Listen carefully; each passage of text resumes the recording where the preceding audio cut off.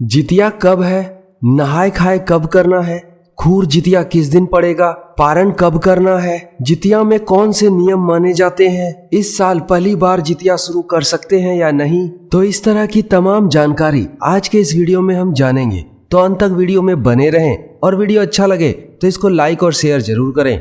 जितिया व्रत, जिसे जीवित पुत्री का व्रत भी कहा जाता है, हर साल अश्विन महीने के कृष्ण पक्ष की अष्टमी तिथि को रखा जाता है। वर्ष 2024 में अश्विन महीने के कृष्ण पक्ष की अष्टमी तिथि 24 सितंबर शाम 5:58 पर शुरू होगी और अष्टमी तिथि की समाप्ति 25 सितंबर की शाम 4:57 पर होगी। इसीलिए उदया तिथि के अनुसार इस साल जितिया का व्रत 25 सितंबर को रखा जाएगा। जितिया व्रत 3 दिनों का होता है, सप्तमी, अष्टमी और नवमी। सप्तमी के दिन नहाय खाए किया जाता है।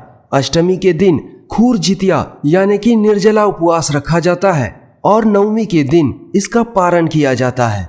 इस साल नहाय खाए 24 सितंबर को रखा जाएगा, 25 सितंबर को निर्जला व्रत रखा जाएगा और 26 सितंबर को इस व्रत का पारण किया जाएगा।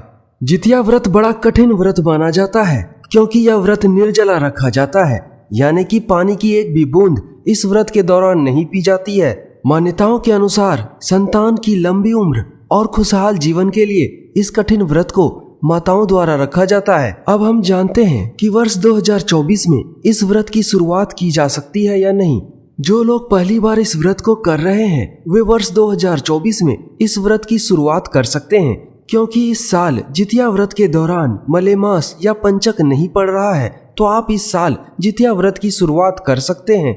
अब हम जानते हैं जिन लोगों को संतान नहीं है वे लोग जितिया का व्रत रख सकते हैं या नहीं।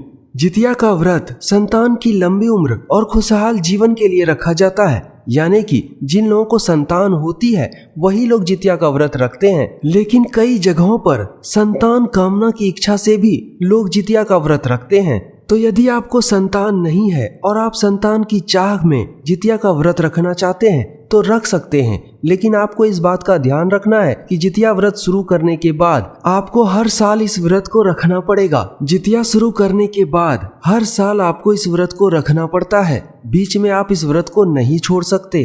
अब हम जितिया के कुछ प्रमुख नियमों के बारे में जानते हैं। जितिया का व्रत नहाय खाए के दिन से ही शुरू हो जाता है और उस दिन से ही इसके व्रत के नियमों का पालन शुरू हो जाता है। नहाय खाए के दिन सरसों के तेल और खल्ली से भगवान जिमुतवाहन की पूजा की जाती है। इसमें घर के आंगन में गड्ढा खोदकर जिमनी के पत्तों पर भगवान को भोग लगाया जाता है। साथ ही चील और सियार को भी भोग लगाया जाता है। इस नियम के पीछे चील और सियार से जुड़ी हुई पुरानी कहानी है।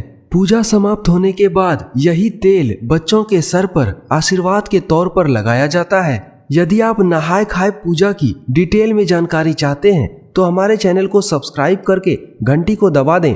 हमारे चैनल पर जल्द ही नहाय खाए की डिटेल में वीडियो अपलोड होगी। नहाय खाए वाले दिन पूजा करने के बाद ही भोजन ग्रहण किया जाता है। इसके बाद अगले दिन निर्जला उपवास रखा जाता है। निर्जला उपवास के दिन महिलाएं अन्न या जल कुछ भी ग्रहण नहीं करती हैं।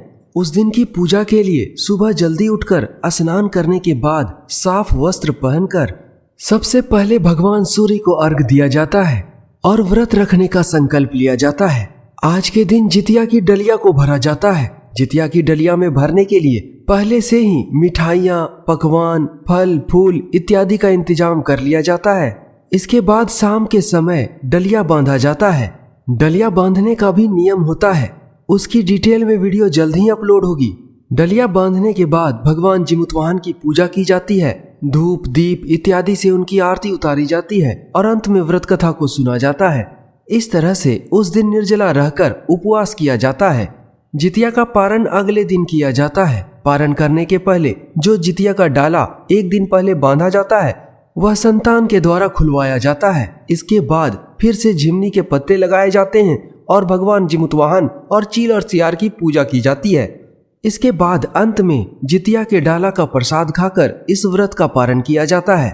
इस तरह से विधि विधान के साथ जितिया का पर्व मनाया जाता है। दोस्तों, वीडियो में दी गई जानकारी पसंद आए तो वीडियो को जरूर लाइक करें और हमारे चैनल को सब्सक्राइब करें ताकि आपको ऐसे ही वीडियोस देखने को मिलते रहें।